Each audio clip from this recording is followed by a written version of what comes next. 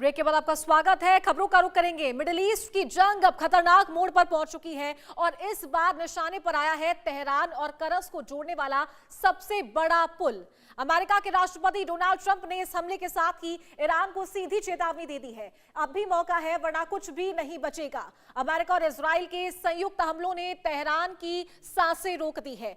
पुल उड़ने के बाद हालात और विस्फोटक हो गए हैं। ये पुल सिर्फ कंक्रीट का ढांचा नहीं था बल्कि ईरान की लाइफलाइन माना जाता था और अब इसके गिरने से साफ संकेत है कि जंग अब सिर्फ हवाई हमलों तक सीमित नहीं रहेगी। तो दूसरी तरफ ईरान पूरी तरीके से आक्रामक हो चुका है। IRGC ने पलटवार करते हुए बहरीन और अमेरिकी कंपनियों को निशाना बनाया है।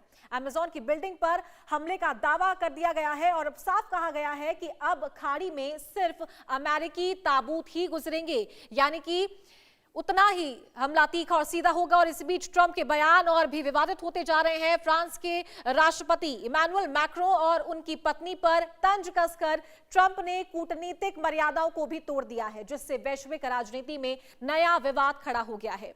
संयुक्त राष्ट्र लगातार शांति की अपील कर रहा है, लेकिन जमीन पर हालात इसके उलट है। सवाल अब ये कि क्या पुल पर हमला सिर्फ शुरुआत है? क्या ईरान आज बड़ा बदला लेगा और क्या ये जंग अब पूरी दुनिया को अपनी चपेट में लेने जा रही है? हर धमाका, हर बयान एक बड़े युद्ध की आहट दे रहा है। एक रिपोर्ट देखिए।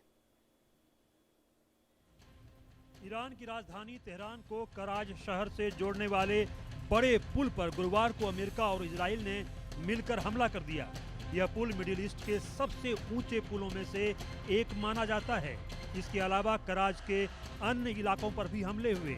बता दें कि ईरान के अलबोर्ज प्रांत में एक बड़े इंफ्रास्ट्रक्चर प्रोजेक्ट B1 ब्रिज को हमले में नुकसान पहुंचाया गया। इस हमले के बाद इलाकों में अंधेरा छा गया, बिजली गुल हो गई, पावर सप्लाई बुरी तरह से प्रभावित हो गई। इस हमले में 2 लोगों की जान भी चली गई और कई लोग घायल हो गए। यह ईरान का 3800 करोड़ की लागत से बनाया गया ब्रिज था। यह पुल इसी साल शुरू हुआ था और इसे मिडिल ईस्ट का सबसे ऊंचा पुल माना जाता है। करीब 1050 मीटर लंबा और 136 मीटर ऊंचे पिलर वाला यह प्रोजेक्ट $400 मिलियन में बना था। इसका मकसद तेहरान को उत्तरी इलाकों से जोड़ना और व्यापार को आसान बनाना था। रिपोर्ट के मुताबिक कराज के अजीमियह इलाके और कराज नॉर्दर्न बाईपास पर इस पुल को निशाना बनाया गया। इस पुल के ढहने से अब ईरान को व्यापार और ट्रैफिक में बड़ा नुकसान उठाना पड़ेगा। पुल के नुकसान से ईरान काफी गुस्से में है और वह कभी भी इसी तरह का जवाबी हमला कर सकता है।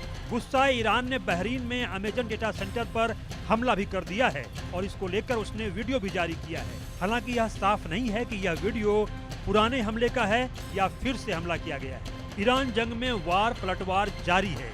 यह पलटवार बयानों में है और हमलों में भी है। अमेरिकी राष्ट्रपति डोनाल्ड ट्रंप ने गुरुवार सुबह राष्ट्र के नाम संबोधन किया। उन्होंने दावा किया कि अमेरिका को ईरान जंग में जीत मिल चुकी है। साथ ही ट्रंप ने चेतावनी दी कि अमेरिका 2-3 हफ्ते में ईरान पर बड़े से बड़ा हमला करेगा। अमेरिका ने शर्त नहीं मानने पर ईरान को पाषाण युग में भी पहुंचाने की धमकी दे दी। इस पर ईरानी एयर स्पेस फोर्स के कमांडर माजिद मौसवी ने अमेरिका को सख्त धमकी दी। उन्होंने कहा कि जो लोग ईरान को धमकी दे रहे हैं वे असल में अपने ही सैनिकों को मौत की तरफ धकेल रहे हैं।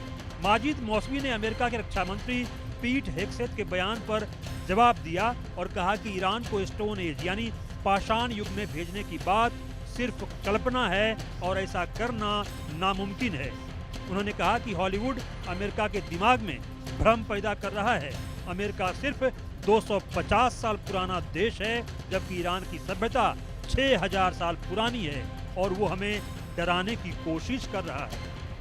वहीं IRGC ने कहा है कि होर्मुज स्ट्रेट उनके कंट्रोल में है और यह अमेरिकी राष्ट्रपति डोनाल्ड ट्रंप के बेतुके बयानों से नहीं खुलेगा। यह रास्ता तभी खुलेगा जब उसकी शर्तें मानी जाएंगी। इधर ईरान के हमले को लेकर कतर ने UN में शिकायत दर्ज करा दी है। कतर का आरोप है कि ईरान ने उसके इलाके पर ड्रोन और मिसाइल से हमले किए हैं। कतर के विदेश मंत्रालय ने कहा कि 28 मार्च से 1 अप्रैल के बीच कई हमले किए गए, जिनमें एक तेल टैंकर को भी निशाना बनाया गया। कतर ने इन हमलों को गैर कानूनी बताया और नुकसान की भरपाई की मांग की है। ईरान अमेरिका के सहयोगी खाड़ी देशों पर लगातार हमला कर रहा है। इस बीच यूएई ने गुरुवार को 19 मिसाइल और 26 ड्रोन गिराने का दावा किया।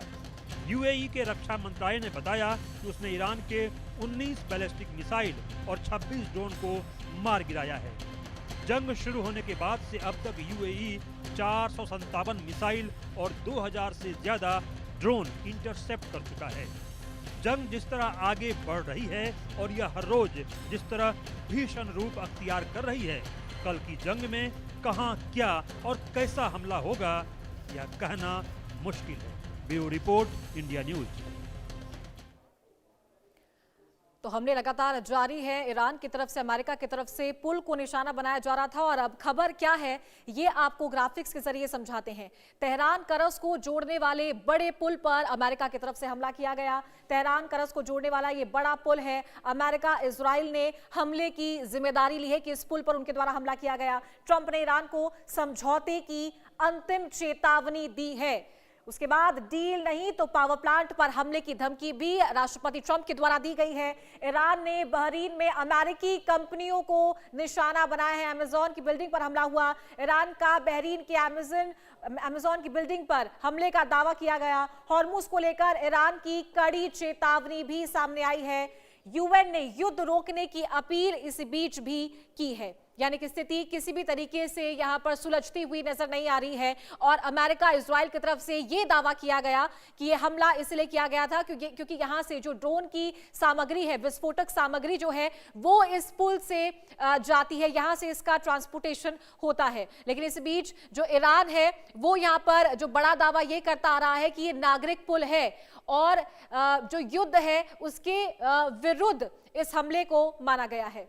तो ईरान का रणनीतिक पुल क्यों अहम है ये आपको बता रहे हैं। पुल को ईरान की लाइफलाइन माना जाता है। सप्लाई और मूवमेंट के लिए यह पुल बेहद महत्वपूर्ण माना गया है। साथ ही पुल गिरने से ईरान की युद्ध रणनीति को धक्का लगा है। तो तेहरान करस को जोड़ने वाला ये पुल काफी ज्यादा अहम माना जाता है, काफी महत्वपूर्ण है। पुल को ईरान की लाइफलाइन भी माना जाता था, यानी कि तेहरान और करस के बीच में जो पुल है ये ईरान की लाइफलाइन माना जाता है। काफी यहाँ पर जो ट्रैफिक है वो रहता है, आना जाना यहाँ से होता है, आवागमन लोगों का होता है, ट्रांसपोर्टेशन का होता है और इसीलिए ये पुल काफी ज्यादा महत्वपूर्ण माना गया था।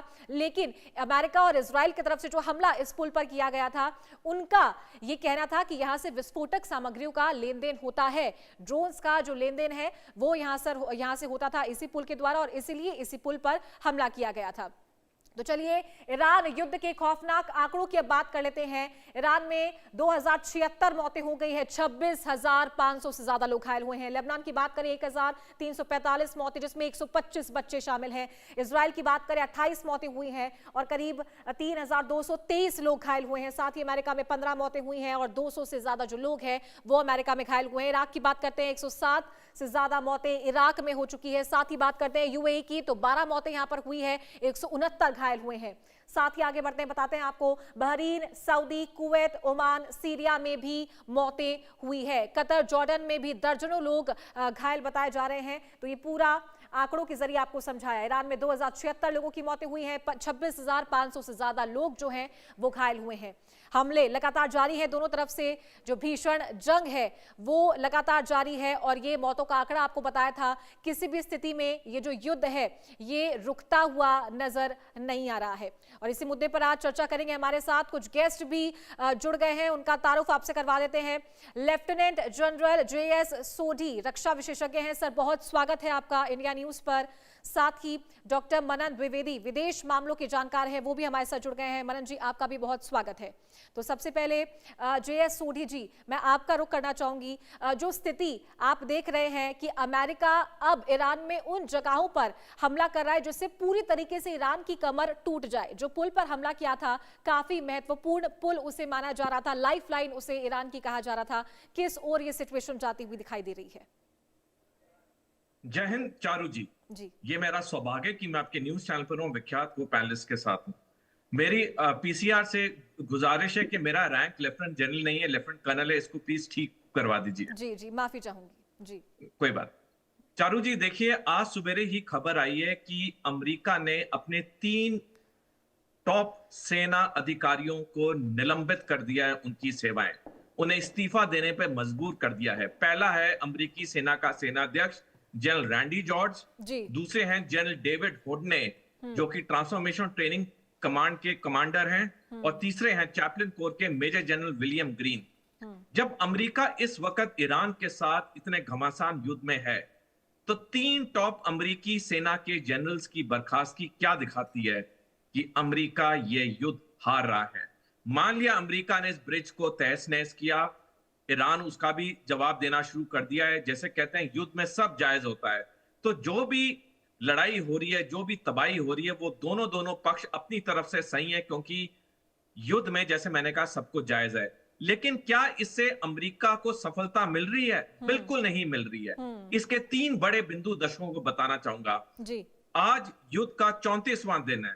अब तक ईरान में वो राष्ट्रपति अमेरिका नहीं बिठा पाई है जो जिसका झुकाव अमेरिका की तरफ हो, यानी सत्ता परिवर्तन नहीं हुआ है। दूसरा, स्ट्रेट ऑफ हॉर्मुज पे पूरी तरह से ईरान का नियंत्रण अब भी है। और तीसरा, जो मैंने अभी बताया, अमेरिकी सेना के टॉप 3 जनरल्स को बर्खास्त कर दिया गया है। ये 3 बिंदु ही अपने आप में दिखाते हैं कि किस तरह से बुरी तरह से अमेरिका और इजराइल इस युद्ध को हार रहे हैं। चारू जी, ये युद्ध जब भी खत्म हो, 4 दिन बाद हो, 4 महीने बाद हो, 4 साल बाद हो, विजेता ईरान बन के ही निकलेगा। और इसीलिए ईरान इस बार युद्ध अपनी शर्तों पे खत्म करना चाहता है, क्योंकि 47 साल से जो उस पर आर्थिक प्रतिबंध लगे, 47 साल से जो उसे दीवार की तरफ धक्का मार के फेंका गया, अब ईरान को पता कि अगर इसने इस बार भी पहले की तरह गलती कर दी, अमेरिका की बात मान ली युद्ध विराम के लिए, फिर कुछ महीने बाद अमेरिका और इजराइल उस पर युद्ध करेंगे जैसे पिछले साल हुआ और अब हो रहा है। तो डेफिनेटली ये युद्ध पूरी तरह ईरान के नियंत्रण में है। हाँ, ईरान का नुकसान ज्यादा हो रहा है। उसमें एक सैनिक टर्म होता है पायरेक विक्ट्री। पायरेक विक्ट्री का मतलब होता है कि एक पक्ष जिसका नुकसान ज्यादा होता है लेकिन जीत उस पक्ष की होती है। डेफिनेटली ज्यादा लोग ईरान में मारे गए हैं, डेफिनेटली ईरान की बर्बादी ज्यादा हो रही है, लेकिन ईरान इस युद्ध में विजेता बन के निकल रहा है। बिल्कुल सोनी जी, आपने जो बातें कही है मैं दोबारा उसके ऊपर आऊंगी, लेकिन रुक करती हूँ मनन जी का। मनन जी, जिस तरीके से हमले लगातार